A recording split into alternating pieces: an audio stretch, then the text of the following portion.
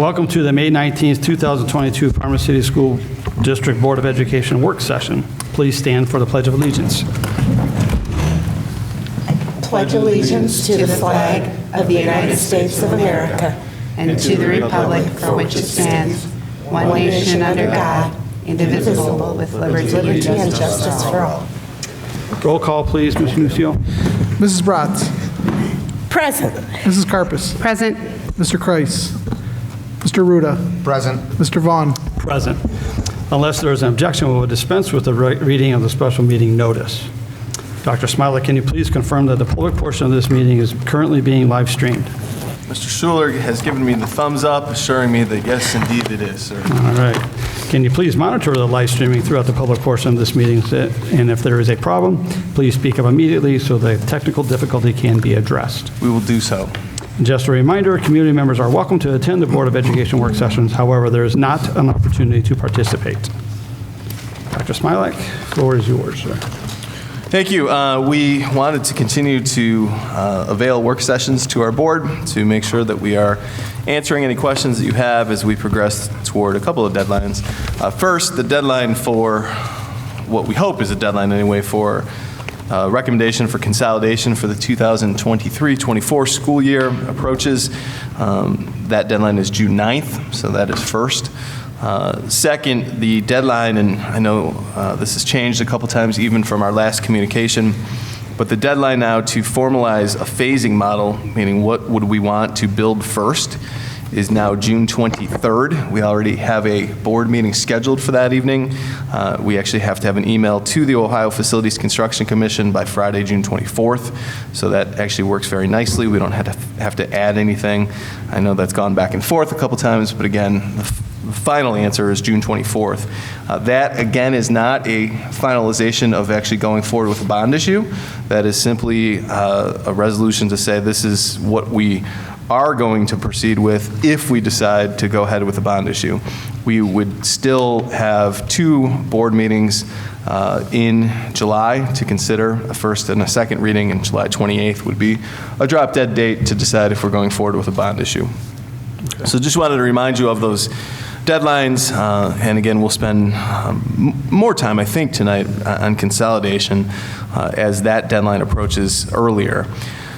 When we did this in April, we actually had this document for you. This is Consolidation Proposals, and we went through that, and really little has changed since then. The only change that I want to call your attention to is actually the third bullet under Common Considerations. So if you look on, again, this handout, Consolidation Proposals, as we talk through the building structures of Wrenwood and John Muir as sort of catch-alls that we would have to locate different services in once we would demolish Parma Senior. ACES, Central Office, DIS, PAGE, which is the Academy of Gifted, which we actually have a resolution tonight to appoint a head for that effort next year, and the print shop. We feel that it is much better to move that to John Muir instead of Wrenwood. We recognize that John Muir is a site of a projected elementary school as well, but John Muir is also a very large property. So we, in conversations with the folks affected, John Muir is a much better facility for that. So that's actually the only change from the models that we had. We would like to answer the questions that you had in the last session. We went back and rewatched the tape just to make sure our notes were accurate. And so we have answers for you tonight. What saves more money in regard to moving from the 532 to a 421? In other words, are you better off in terms of more operating savings at an earlier standpoint if you were to go with a high school phase first or an elementary school phase first? I think relatively predictably, the high school first is the model that would save a larger amount of money on the front end. Moving from 2 high schools to 1 is a $1.5 million savings. Moving from 3 middle schools to 2 is about $700,000 savings. and moving from 5 elementaries to 4 is a $424,000 savings. So I think, again, that's relatively predictable in that, high schools are, as we've repeatedly shown through our Building Our Future process, high schools are most expensive to operate given all of their supplementals. Can students get a diploma from their original high school? The answer is yes, we can do that. We could do that for 4 years if we wanted. If somebody spent a freshman year at Parma Senior High and wants a Parma Senior High diploma, then that's something that we can do for them. That's not an issue. Can we commit to busing? I think we should. I think that that's consistent with what we have really talked about when we went with the 6-2 model. It's consistent with the tone, certainly not making any promises, but the tone of the Building Our Future meetings, and that would be approximately $550,000 per year in terms of a cost increase is what we've calculated. This one is, I might be too close to this because every time I start speaking I hear a loud boom. Let's try again. This one would be where we would see sort of a disadvantage for families and potentially students. But the question Mrs. Karpus asked was, can we move incoming 8th graders if they want to start, so next year they'd be in 8th grade at Parma Senior High, and instead can we put them at Normandy or Valley Forge so that they would progress through the one school for their entire 5 years? And the answer is really no.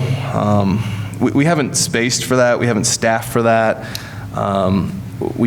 Staffing is a very intricate process, and we have layoffs on the agenda this evening, and to go back and open that again would be a very difficult scenario, particularly given that at this point what you don't want to do is organize staffing around something that really hasn't happened in terms of a resolution. So it would really upset the apple cart, and additionally, we're not even sure we would have the space because it would be hard to judge based on how many students would take advantage of that. So at this point, we would say, no, the school of choice has come and gone, and you would start and then move, according to the boundary.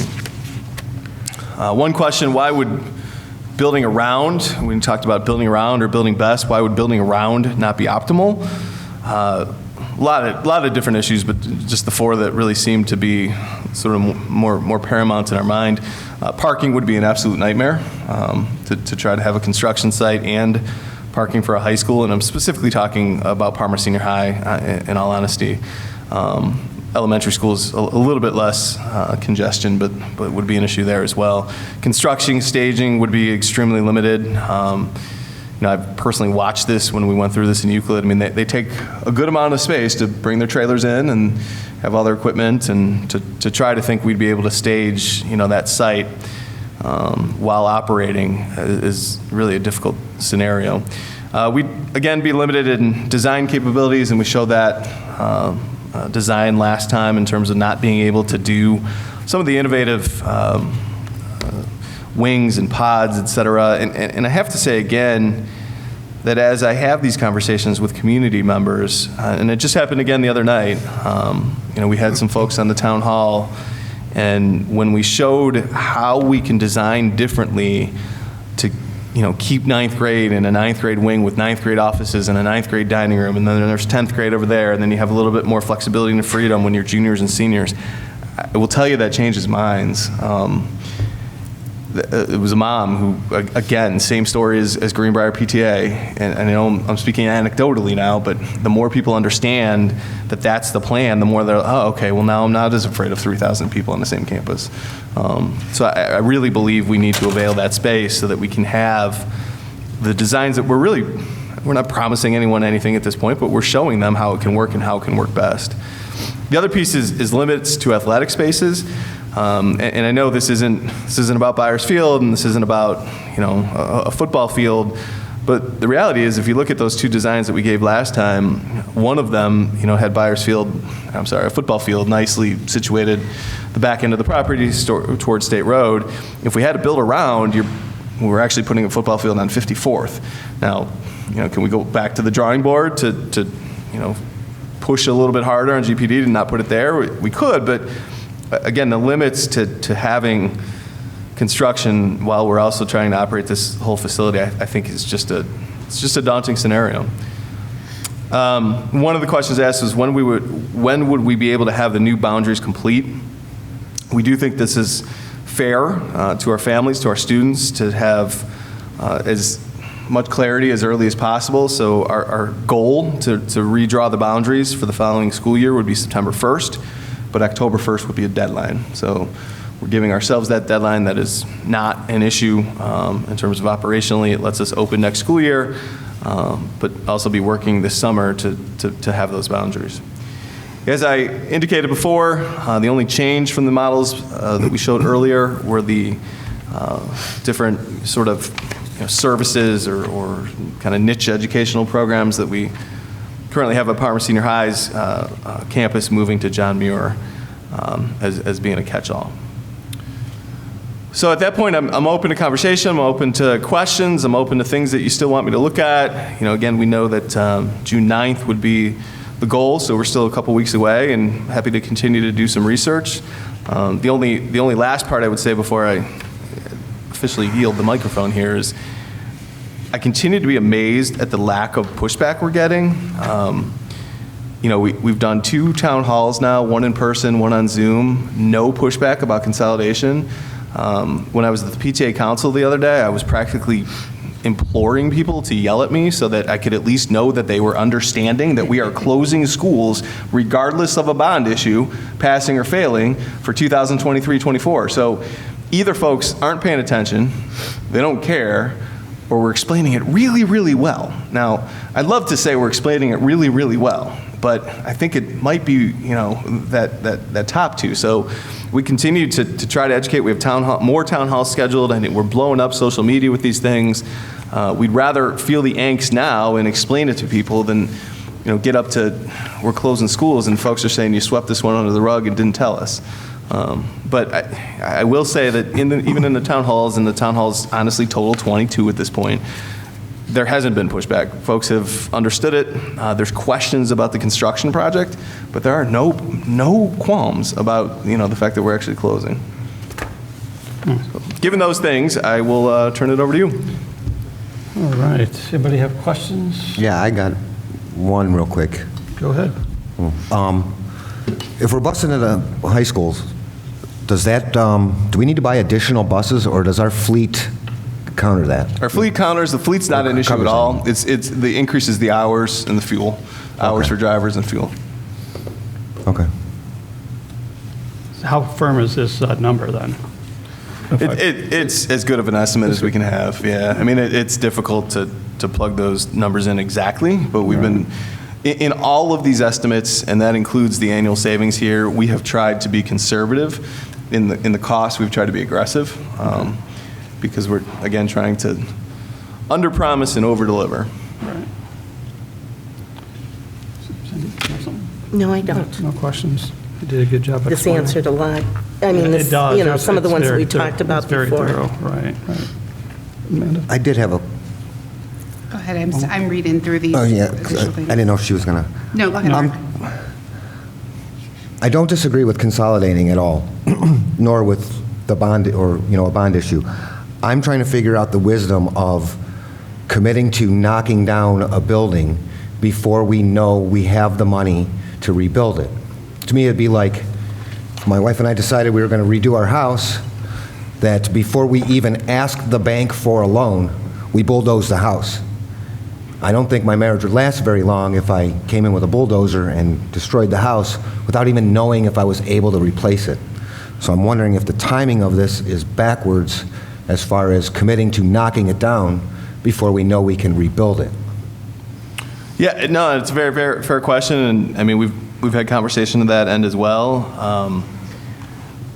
I think I would say the answer to that in your analogy is we know we have to move, and we're going to move into one of these other 2 houses, or it's got to be one of those choices because we can't stay here. I get that. But I'm just saying I would like to at least ask the bank first before I made a decision of what I was going to do, to know whether or not I can do what I want to do. Right. But I guess, again, the issue becomes then, do you have capacity anywhere else, to do the one high school model, and we really don't. I mean, if we had capacity here, well, but even then, you back yourself into the, build around. better instead of build best, or, build around instead of build best. No, because I think this is a great thing. Like, if we were redoing it, yeah, send the kids to Forge and Normandy, knock it down, redo it, then open it up and bring everybody, that's great. But again, if you don't know that you can do that, then you're basically, that's permanent. That's what you're doing, because you can't get the building back once you knock it down. You can't say, okay, maybe the voters will give us money to expand it. Well, it's gone at this point. So there's nothing you can do except a bond issue to rebuild it. And I just don't know if that's a wise position to put ourselves in by destroying assets. Closing it is one thing because you can always reopen it. But destroying something, you can't get it back. But that's the problem, The right? issue, too, though, is it's a charter school issue, in I that get that, I know. if we don't use it as a school, and so even if you said, Wouldn't okay, we're ACEs gonna... count? Say it again? Wouldn't ACEs count? No, it has to be at least 60%. one-third. 60% of the building has 60%. to be used for education, Yeah. or you have to offer it to the charter school at a fair price. Within 12 months. Yeah. Well, yeah. That would What if we significantly kept- hurt us. What if we kept all of these The vocational, extra programming that we're going to move to John Muir? What if we kept it all here? That's not even close to 60%. Okay. Also, it really digs I into mean, the you're savings then. and every, it's not a secret. In Parma Senior Highs, it's 1,400 right now, but it's been anywhere up to. So, if you're going to take Page and, best case scenario, we start with a class of 15 and add 15 the next year, and ACES is 15 total right now. Even with the board office and the print Those shop? aren't Those don't instructional. count. Those what don't about, count. what about vocational? But they're only half the day, too, so really. Career tech come Well, in? they'd be the whole day, but there's only, what do we operate, 4 programs here? Yeah, so we only have 4 programs here. Well, what if we brought more here in the interim? That's fine. Yeah. We could. If we made all the career tech in this building, bring them all here, and this is where, would that make it 60%? No. No. Like, not even close. I mean, Right.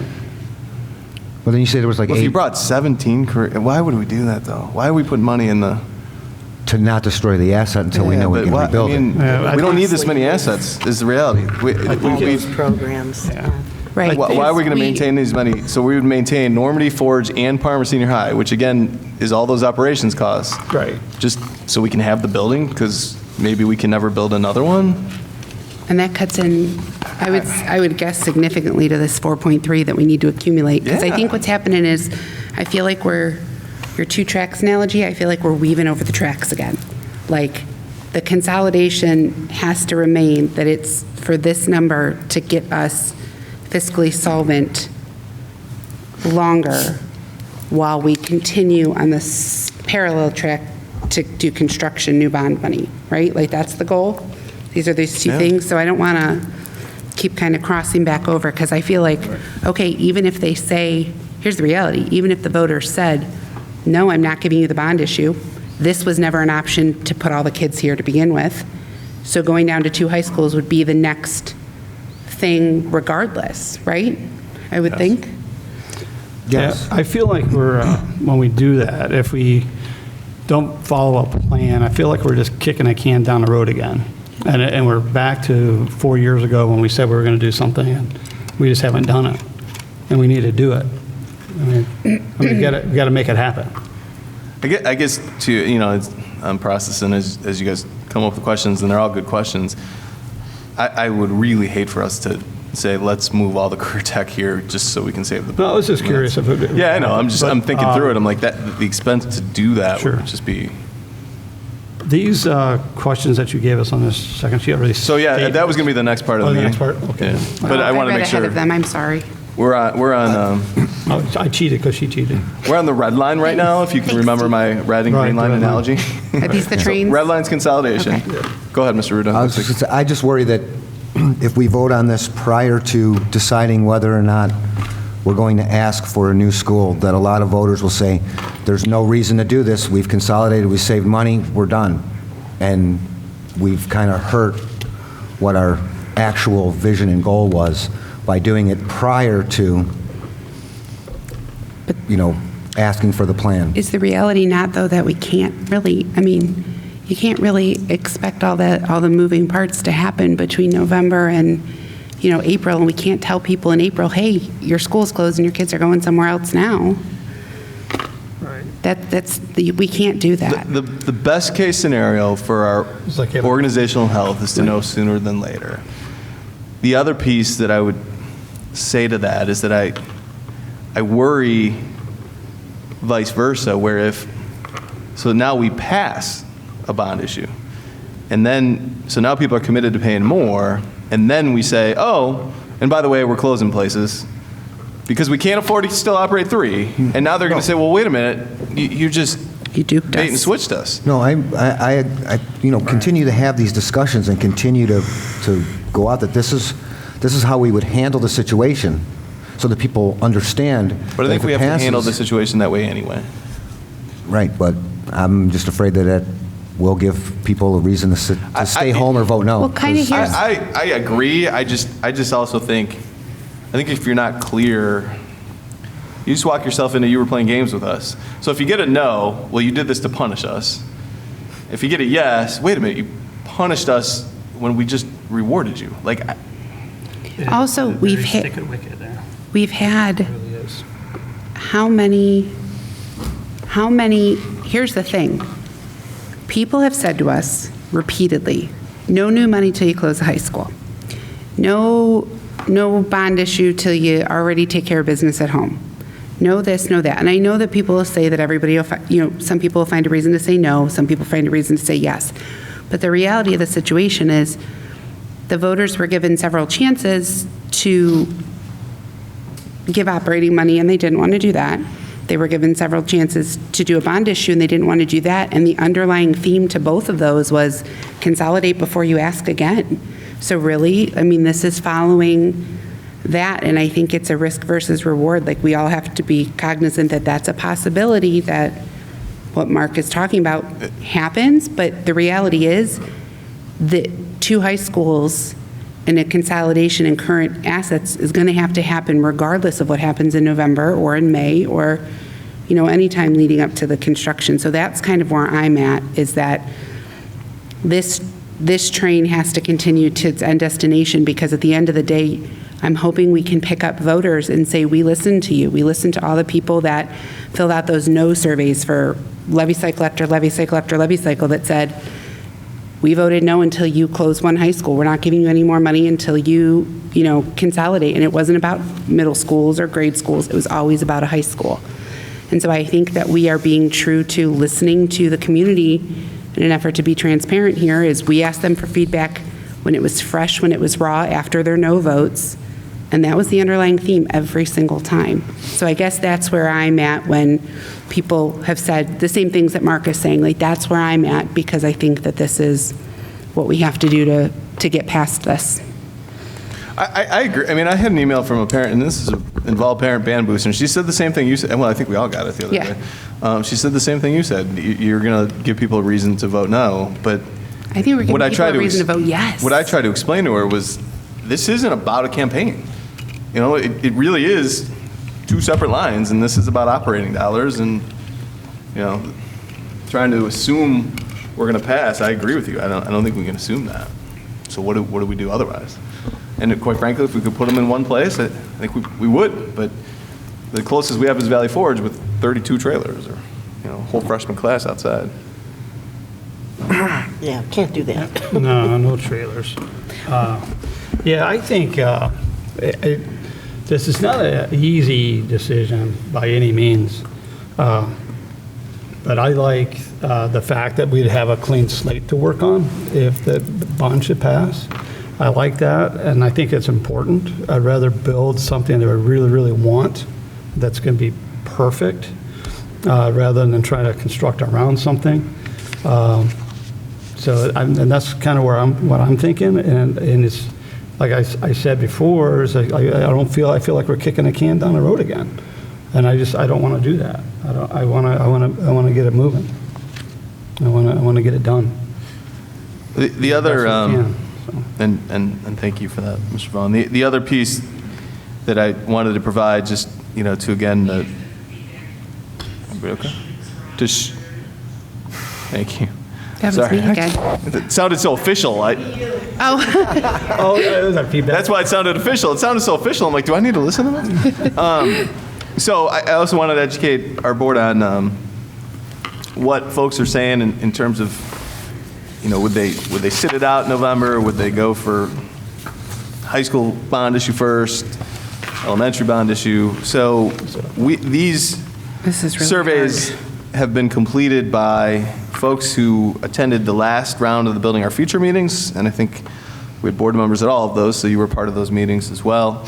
And then we've also administered this survey, or at least allowed people who participated in the 2 town halls to complete these as well. So, again, not many responses at this point. Whether they didn't really check their email the next day, or I'm not sure, but we did have approximately 21 and only gained 7 responses from the Building Our Future. So we're at a 32 total responses. So, again, we know this isn't indicative of what the entire community thinks, but folks who have invested some time and energy really trying to understand the issues, at this point, the phase 1 is the most preferred option. I'm sorry, Model A, I should say, with phase 1 being the high school. That's at 40.6% of the respondents saying, yeah, let's go with that. Model B is the next most chosen. And then the third most chosen is the none, wait for a better economic climate at about 16%. Those other options, we really were just showing, we didn't anticipate people would say, hey, let's start with the middle schools. But we're showing just in good faith to show people what that would cost and how that would look like. So again, the plurality is start with the high school. Second most would be start with the elementaries. Third most popular option is just sit it out. And I printed out for you, and we don't need to read through all of these, but all of the sort of pros and cons that they shared. And it's relatively predictable. Folks who might be more high school minded say, hey, this is the last stepping stone for our students, and let's give them the most 21st century learning environment before they leave. Folks who like the elementary schools say, well, let's get new families, and that's going to be, exciting for people to move in. There isn't really a wrong answer. This is truly a preference model at this point, so it really is a board decision. Millage is a little bit lower if we start with the elementary schools. Not a whole lot of difference. I mean, 0.25 mils isn't going to make or break, I think, an issue. So cost is relatively even. So I don't know if you guys want to deliberate this now. I mean, this is, again, the decision that we don't really need until June 23rd. But wanted to provide that at this point. Well, you have a question? No, go ahead. I was going to just make a comment, but go ahead. Yep. Okay. So in my thinking here, and I've said I know which to start with, high school versus elementary schools, and I see the point of both of those. Being attract new families into the schools. You have nice new shiny elementary schools to go to, but then I have a problem asking voters to vote on buildings that they may never use. So if you built elementaries first, those kids that are in elementary school now are not going to see a new elementary school. So at least end up having a new high school to go to. And that's my take on it. I can't see asking someone to vote for it that has elementary age kids now, and they'll never ever see it. They would never see, maybe never see the high school either.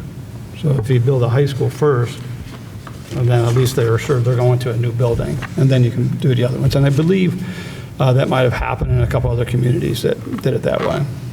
They've done it both ways. Yeah. But you can find examples in the area where they've gone either way. Right. No, I was just going to say that I'm leaning toward the high school first, because to me, the faster we can get to one unified community, the better.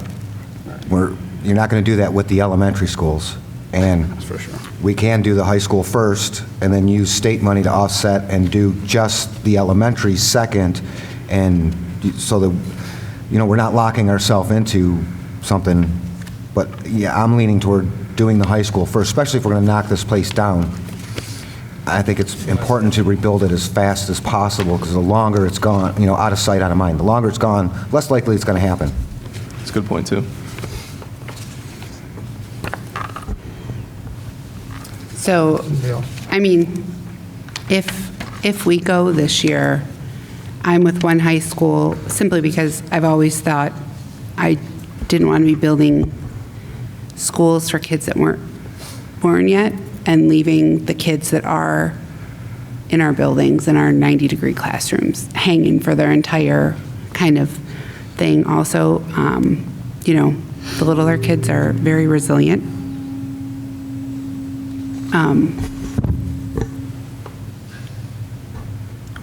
But that's speaking from my own kid, like the own ones. The little ones come home, cool off, and they're back outside playing. The older ones that are napping. They're done, right? Yeah.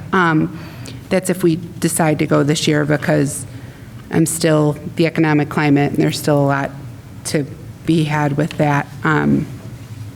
But more importantly, the savings. I think it behooves us to ensure that the community knows that, if we go one high school first, that does capture the most operating savings year after year. And I think the more things that we can do to spend their tax dollars wisely and prolong the need for an operating levy is going to be our best chance at getting new buildings for our kids. Yeah, and then when it comes to the wait for a better economic climate, there's part of my brain that agrees with that, but the reality is, even when things get better, gas prices will go down, food prices will go down, stuff. Labor is not going to go down, concrete is not going to go down, steel is not going to go down. It just never does.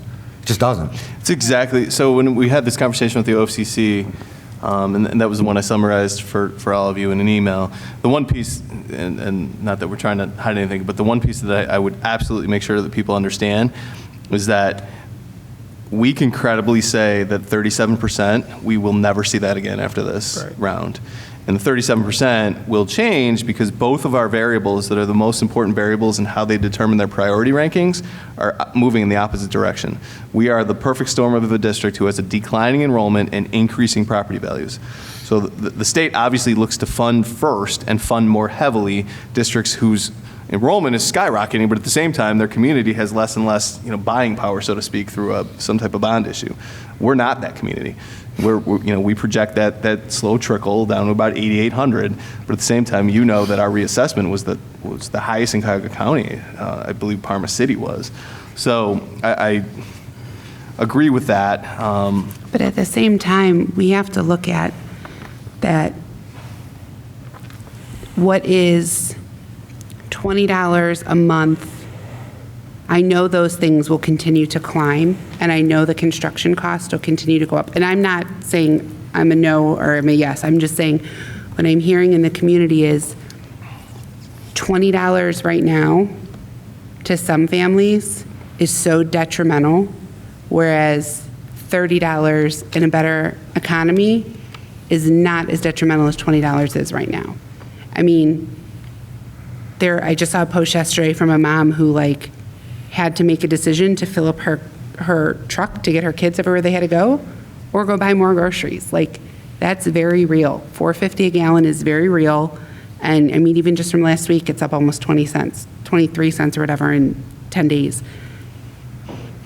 Those differences, I think we do have to be cognizant in having those conversations as we move through here. And I mean, ultimately it will be, if it goes on the ballot, it's the voters' decision. But I do think that we have to remember that, yes, those costs will go up, and those are, that's a one-time expense, how much this costs to build. But what we're asking families to get through after what everybody's been through the last few years, we just kind of really need to look at that and be aware of that and take that into account as we kind of proceed forward.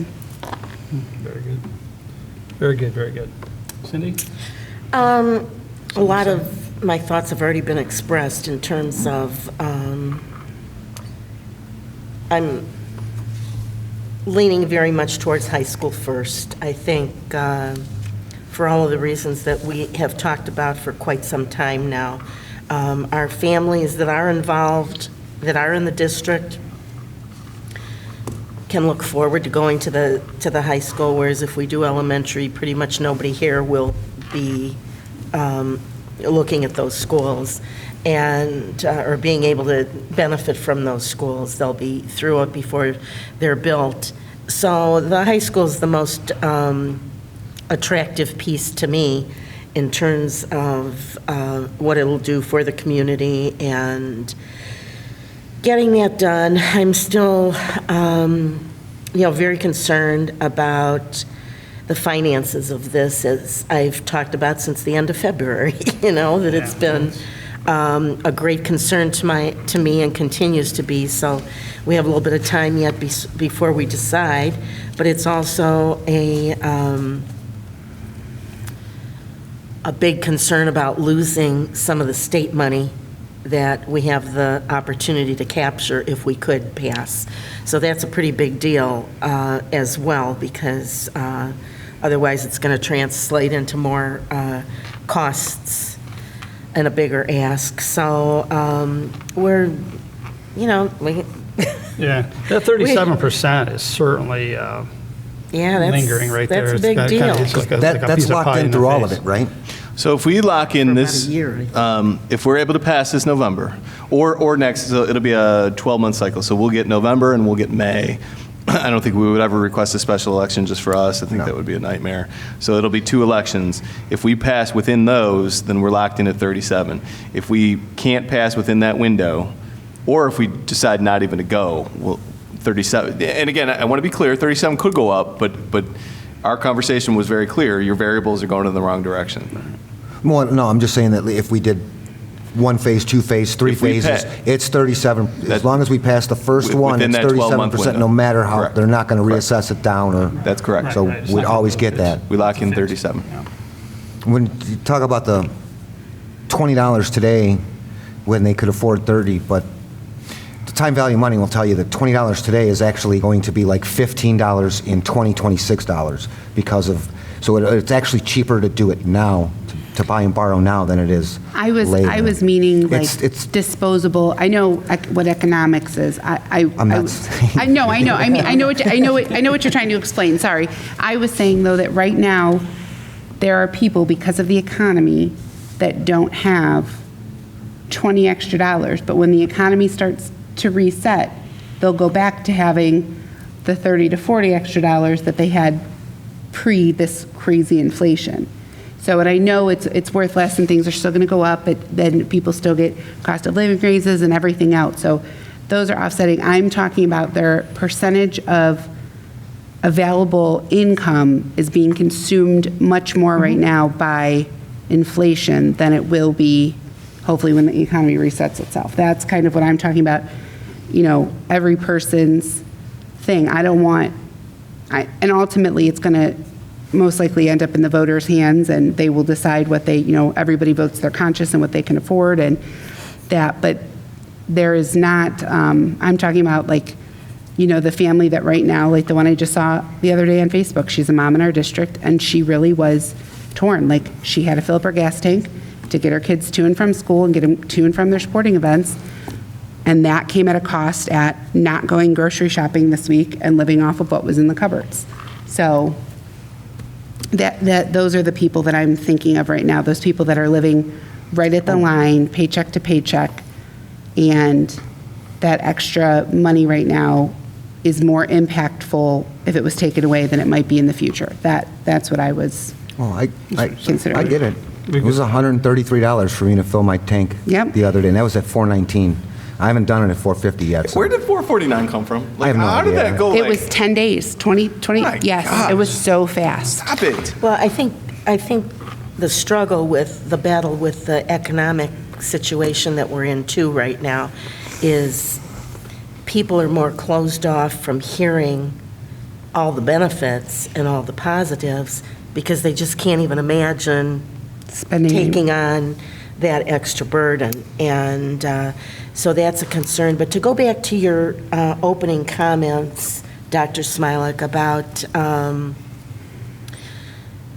not having pushback on the plans and the things that have come forward, and not hearing that kind of conversation. Having watched this for a few decades, I guess I would say, the possibility of closing schools and how that's affecting people.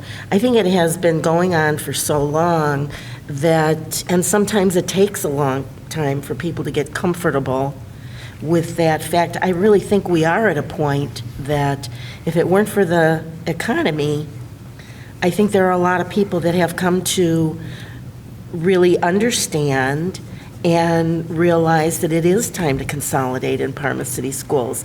And if you go anywhere and you see the new schools in any direction, people realize our community needs to step up and be part of that as well. So I think, that part of the thought process about schools is pretty positive for us. I think people do understand the need and are prepared to move in that direction if we can get over this economic hump. And so we'll see where we're at when it comes time to vote. Yeah, and Right. luckily, there's about 2 months and a week between now and then. Yeah, and I was going to say, one other con about waiting is, because you said the inflation, the way they're going to tackle inflation is by raising rates. They raise rates, it becomes more expensive for us to borrow. It means more millage, labor goes up, materials go up, so with this project, the longer you wait on it, the more expensive it becomes. I know. So, yeah. And I'm not saying that's where I'm at right now. I'm just saying we have to realize that both the yes voters that would honk their horns, we were out there standing on Brook Park Road with signs, or on, by Byers Field, and the no voters that would yell at us out those windows, have all been on this journey with us. And we have to continue in both the consolidation part and the new construction part to consider what they've been saying, because whether we agreed with the no voters or not, they showed up to vote, and which means they're engaged in a way that they're on this journey with us. And so we have to keep that in mind. And it's hard when you have yes voters who just can't afford it this time around. And most of them are supportive and say, put it on and we'll let the voters decide, and I'll figure it out if that's what happens. And obviously I want new schools for our children. I want that to be, that's the goal. We just have to consider that because it's not just that, it's also the consolidation. Like, okay, if we are going to, yes, if this is where we're headed and we're going to ask for this bond issue, then consolidation cannot even be given a second thought. It's a must, because we need to continue down capturing as much savings as we can in an effort to combat what families are feeling at home. Right. And I really can't stress enough how much I want the community to understand that we respect where they're at and what their feelings are about this. This is their community. This is their school system. And the choice to put it on the ballot one way or the other we're struggling because of that respect for our community. We don't want to in any way make them think that we're not very concerned about the situation that's out there, and we're going to do the very best we can to come to a point where we can align these things as best as possible to provide the new schools that will benefit our community and our students and the education we can offer, and also be respectful of the finances. But in the long run, there's also the great savings to be captured by not only the consolidation, but the new schools that will, for many years, not have the maintenance costs that we're suffering through all the time now with the buildings that we have. $270,000 this year for roofing repairs at Valley Forge. Just at Valley Forge. Just at Valley Forge. I know. This summer. Sorry, Mark's been dying over there. Yeah. Can we get Mark in Do the we news? know how much this would cost a homeowner that's homesteaded? are elderly that are under the Homestead Act? Because they're not going to see, $20, for their evaluation. What is it actually going to cost them? So when they make the decision, they might be thinking of it as it's $20, but it might not be $20 to them. Do we know what that, because Sean? It's all based on the property value, and if they get an exemption from the county, it's still $35 a mill, but it's all based on their individual property. So I couldn't say this person it's this or this person's that. is there any way we could find out, like, what an average homesteaded home in the community? Give us a guesstimate. We can look into what the homestead exemption I is. could ask That might be helpful. I can tell you, and I've been doing this a while, I don't think there's any difference. I think what Sean said is the reality. It's 35. I've never explained it as different. I would Two think that different it- totals. I would think that it should be, because they do get a discount on their But I think it's just for the taxes. county. But it's based on the $100,000 house. So if they have a $100,000 house and they get a $25,000 exemption, well, now their house is valued at $75,000. You would take 35 times 0.75, so they're Right. not paying 35, they're paying whatever that may be. So they do get a small. Do they get a small? But I can't tell you because it's based on the individual house. Is the homestead exemption percentage the same?